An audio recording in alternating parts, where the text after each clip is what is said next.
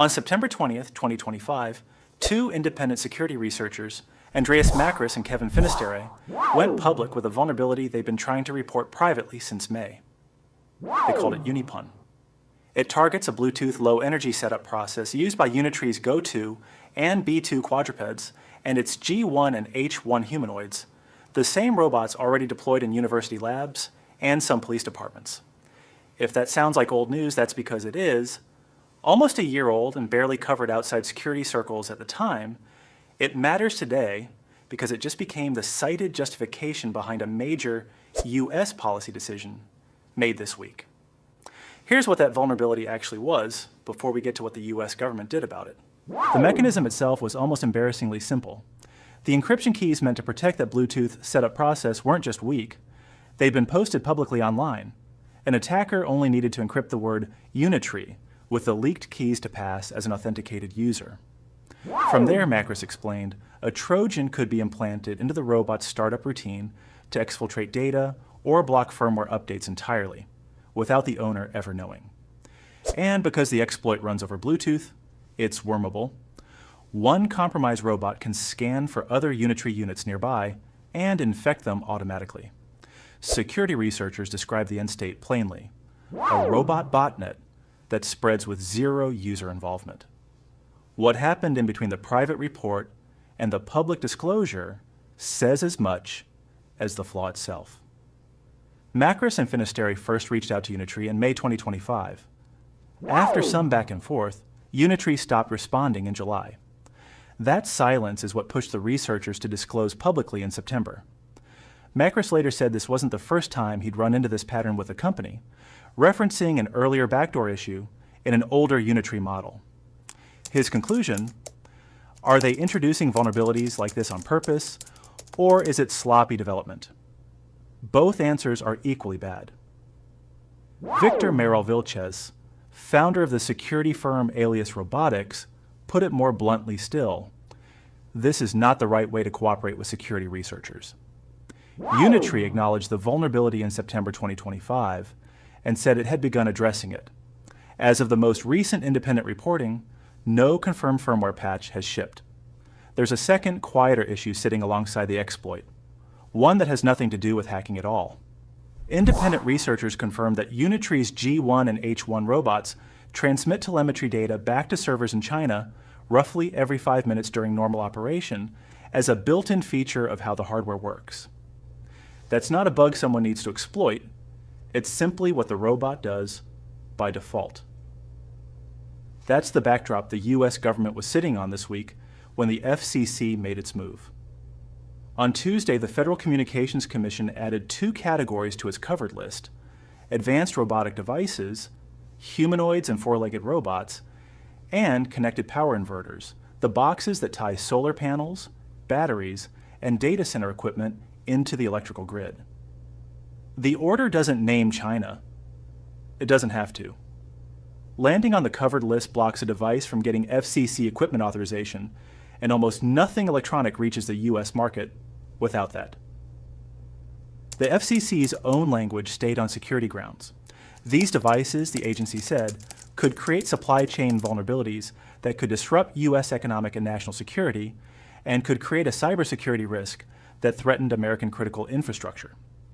The underlying determination document went further, warning that the robots collect data that could be leveraged by malign actors to surveil Americans, enhance the capabilities of foreign intelligence services, or to remotely commandeer the robots.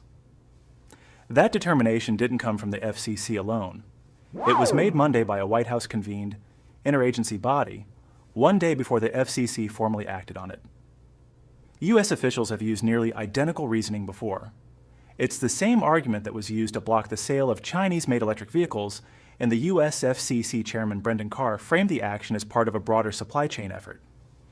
The FCC will continue to do our part to secure America's critical supply chains, and with today's action, the FCC is acting in lockstep with our national security agencies to do just that. The power inverter half of this order has its own history, separate from anything happening with robots. Last year, US experts stripped down Chinese-made solar inverters already hooked up to the grid and found rogue communication devices inside them. hardware that wasn't listed in any product documentation.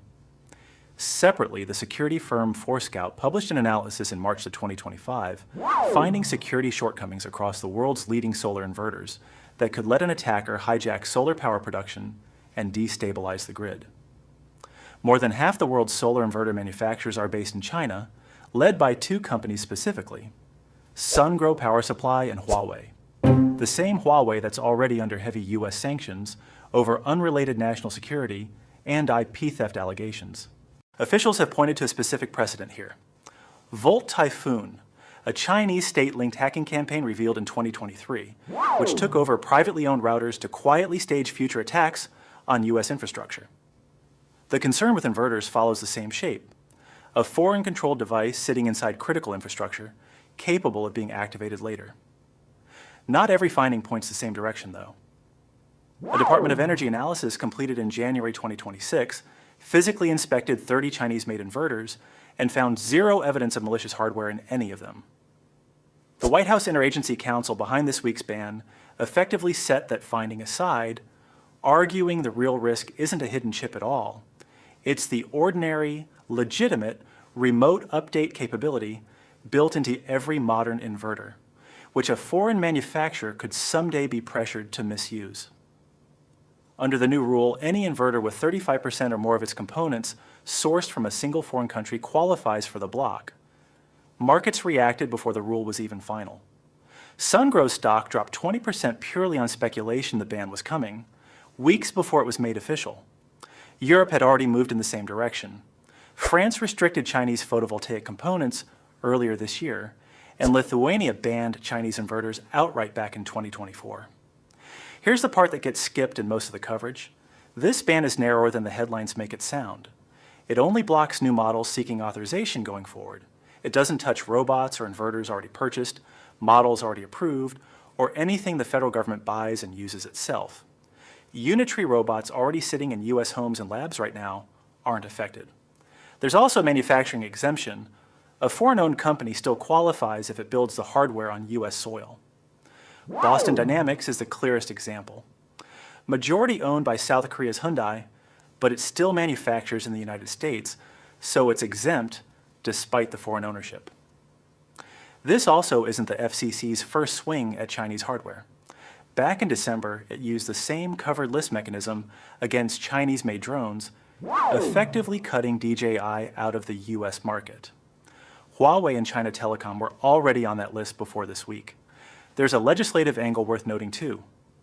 On June 3rd, a bipartisan group of 3 House members, John Mulliner, Jay Obernolt, and Jennifer McClellan, introduced what they called the GUARD Act, legislation that would have directed national security agencies to formally review Chinese-made robots and add the risky ones to the same covered list, with anything left unreviewed after a year added automatically.